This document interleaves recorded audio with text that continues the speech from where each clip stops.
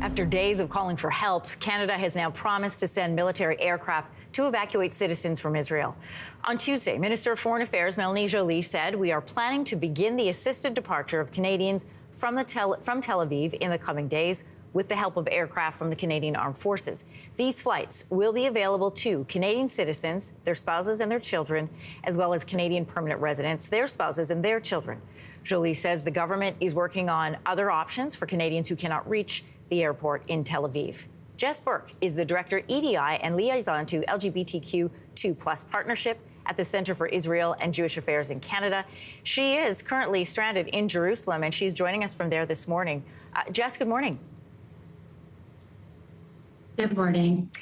You and your wife were just married in Israel on Thursday. Congratulations. You and your wedding party are Canadian. What a change in events. Take us through what your personal experience has been like since then. Sure. We went from the happiest day of our life. We smashed the glass. We had dancing and singing, amazing food. People showed up for us from across Israel, across Canada, coast to coast. Our best friends from Vancouver and Victoria, all the way to Halifax. It was truly the best night of my life. And to go from that to what we've been experiencing, and we're in relative safety right now, and what's been happening in the country for the past 4 days has been nothing short of an actual nightmare. Walk us through what some of your experiences have been. Sure.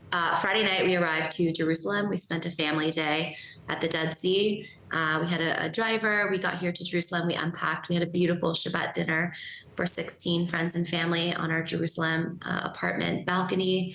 And we went to bed happy and tired and full. Saturday was Simchat Torah, a Jewish holiday, a very, very joyous holiday, and also Shabbat, the day of rest. I woke up to my father pounding on our door. We have 3 apartments rented side by side, with air raid sirens going off. And immediately thereafter, we could hear the interceptions of missiles above. They were both visible, audible, palpable. We could feel the shock waves rolling through the apartments. And we didn't know where the mamad or the safe room was. We had just arrived the night before. And so we decided, we mental mathed very quickly what we thought the safest room was, which is actually the room that I'm in now. 12 of us got into this room, the 12 who are staying here, and 6 Christian pilgrims from Germany who are staying in the apartment upstairs. We spent a day and a half in and out of the safe room, mostly in. Wow. I mean, what a change from going there to celebrate to being suddenly in the middle of a war. Canadians such as yourself have expressed how difficult it is trying to get out of the country, trying to get back home to Canada. You know, the Foreign Affairs Minister has said help is coming. More information is coming about that today. What are you hoping to see and hear? You're right that it's been extremely challenging in terms of actually buying flights. I think what's happening for a lot of Canadians, and I have a relative amount of travel literacy, what's happening is ghost tickets are being sold online from third-party websites like Expedia or iTravel or Kiwi.com. So folks are buying tickets. We had bought accumulatively probably 50 tickets between the dozen of us. Wow. But they're not real tickets that are secure with airlines, and there's no actual ability for these flights to go out. We started being very strategic and looking on the Ben Gurion airport website to see which flights or which airlines had a track record of continuing to go out. The question is whether or not they're operating with insurance. My sister and brother-in-law managed to get on a flight out on Sunday. It was their original flight with Turkish Airlines to Istanbul. And we got 3 friends that managed to get to Turkey and had to find a flight path home from there. So it is extremely challenging to get out. There are either no flights or they're exorbitant, or there's no guarantee that they're going to go. The other consideration is we decided to stay in Jerusalem because at the time it was safer here than in Tel Aviv.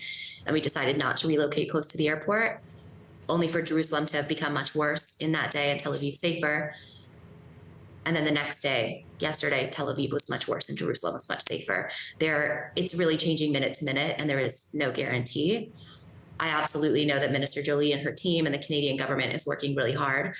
I think what we were very disappointed by was that there was no human contact from consular services or the embassy, and that's what we would have liked to have seen differently.